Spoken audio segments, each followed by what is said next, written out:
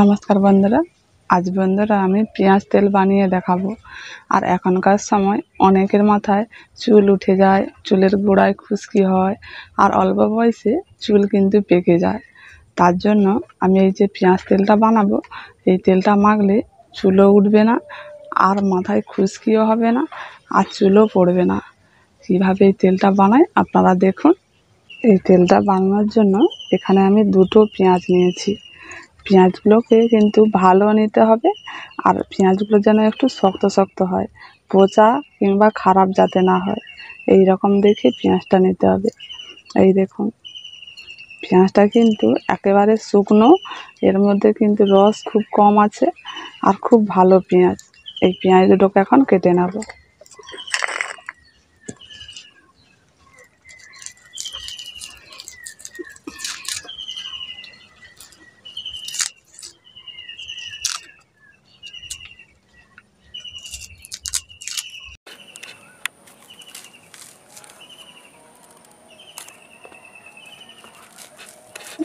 পেঁয়াজটাকে 4 ভাগ করে এবার ছোট ছোট করে কেটে নিচ্ছি।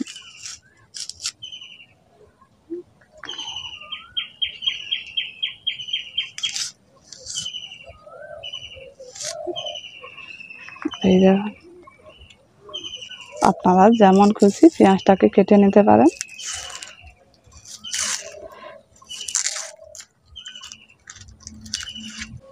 এখন দুটো পেঁয়াজকে কেটে নিয়েছি, এবার এই পেঁয়াজগুলোকে বেটে নেব। এই যে আমি জিনিসগুলো বাটবো, এর মধ্যে এক ফোঁটাও কিন্তু জল দেওয়া চলবে না, এমনিই বাটতে হবে। দরকার হয় একটু অল্প করে সরষের তেল দিয়ে বাটতে হবে। এখন শিলনোড়ার মধ্যে আমি পেঁয়াজগুলো দিয়ে দিচ্ছি, আপনারা চাইলে মিক্সচারেও বেটে নিতে পারেন। পেঁয়াজের সঙ্গে আমি রসুন দিয়ে দিচ্ছি। এই রসুনটা দিলে চুলের গোড়া কিন্তু শক্ত হয়, চুল ভালো থাকে। এখন পেঁয়াজ আর রসুনটাকে আমি বেটে নিচ্ছি। প্রথমে একটু থেতো করে নিচ্ছি।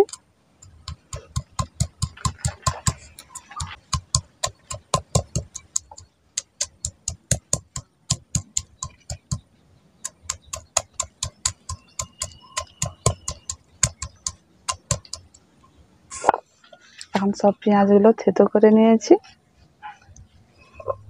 এবার এর মধ্যে কারি পাতা দিয়ে দিচ্ছি। এই যে কারি পাতাগুলো দিলে আমরা যখন মাথায় শ্যাম্পু করি, শ্যাম্পুর মধ্যে কেমিক্যাল থাকে, আর এই কারি পাতাগুলো দিলে কেমিক্যালটা নষ্ট করে দেয়, চুলের গোড়া শক্ত করে ভালো রাখে। তার জন্য আমি কারি পাতা দিয়েছি।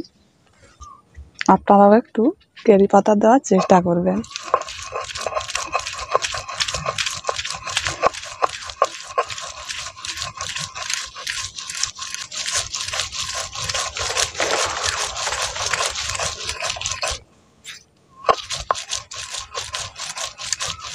শিলনোড়ার মধ্যে এইসব জিনিসপত্র বাটলে তেল দেওয়ার দরকার নেই, আর মিক্সারে যদি বাটেন তার মধ্যে যদি একটু দরকার হয় 2-3 চামচ সর্ষের তেল দিয়ে বেটে নিতে পারেন।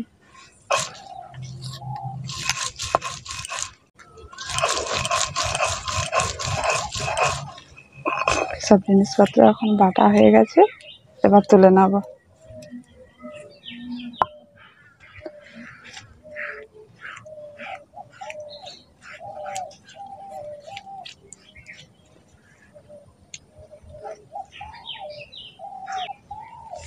যে কড়াই আমি তেলটা বানাবো, সেই কড়ার মধ্যে এখন যেসব জিনিসপত্রগুলো বেটে নিয়েছিলাম সেটা দিয়ে দিচ্ছি। এটা কিন্তু উনুন জ্বালার আগে কিন্তু করতে হবে। ওর মধ্যে 100 গ্রাম নারকেল তেল দিয়ে দিচ্ছি,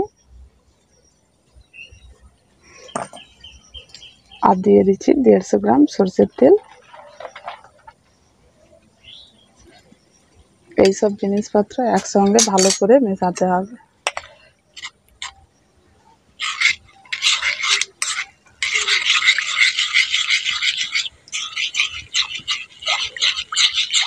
এখন দেখুন কত সুন্দর করে মিশিয়ে নিয়েছি।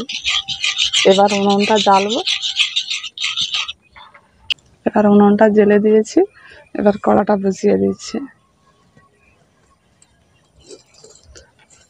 প্রথমটা একটু বেশি করে জ্বালন দিতে হবে, তেলটা গরম হবে। তেলটা গরম হওয়ার পর একদম হালকা আঁচ করে দিতে হবে। হালকা আঁচে 20 থেকে 25 মিনিটের মতো ফোটাতে হবে।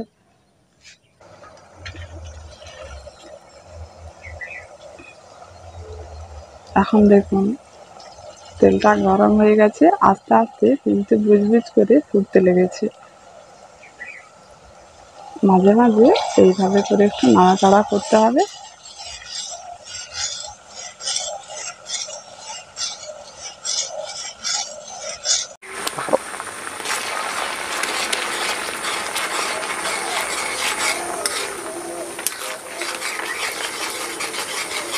হালকা আছে এইভাবে করে কিন্তু নাড়াচাড়া করতে হবে, একদম বেশি জ্বালান দেওয়া চলবে না। এটাকে 20 মিনিট ধরে ভালো করে ফুটিয়ে নিয়েছি। এই দেখুন যেসব জিনিসপত্রগুলো দিয়েছিলাম সেগুলো কিন্তু পুড়ে যায়নি, একটু ভাজা হয়েছে। এইভাবে কিন্তু এই তেলটাকে নামিয়ে নিতে হবে। এই তেলটাকে পুরোপুরি ঠান্ডা করে নিতে হবে। এখন তেলটা পুরোপুরি ঠান্ডা হয়ে গেছে। এখানে আমি কাঁচের বাটি নিয়েছি আর সুতির কাপড় নিয়েছি। এই তেলটাকে কিন্তু সুতির কাপড়ের মধ্যে ছেঁকে নিতে হবে, তাহলে তেলটা পুরো পরিষ্কার হয়ে বেরিয়ে আসবে।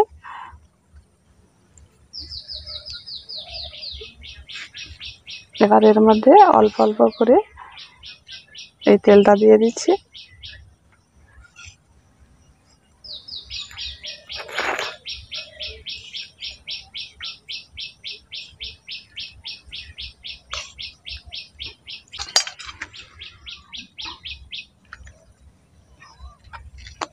এই দেখুন এইভাবে করে আস্তে আস্তে একটু চেপে চেপে দিতে হবে, তেলটা তাহলে সুন্দরভাবে বেরিয়ে চলে আসবে। এই তেলের মধ্যে একটুও কিন্তু গুঁড়ো ভাব কিছুই নেই, পুরো পরিষ্কার হয়ে তেলটা বেরিয়ে গেছে দেখুন।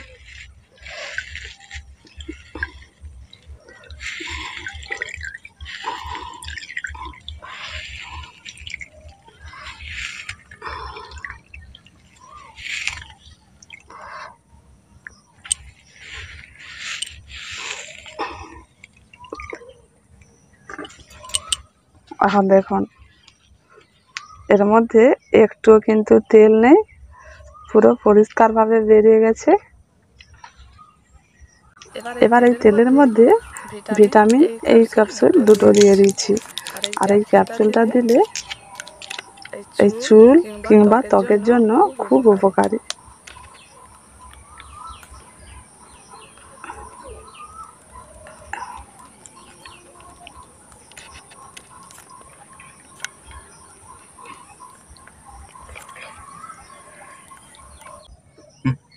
দুটোর গায়ে 3টেও দিতে পারেন এই ভিটামিন ই ক্যাপসুল। এবার ভালো করে এটাকে মেশাতে হবে।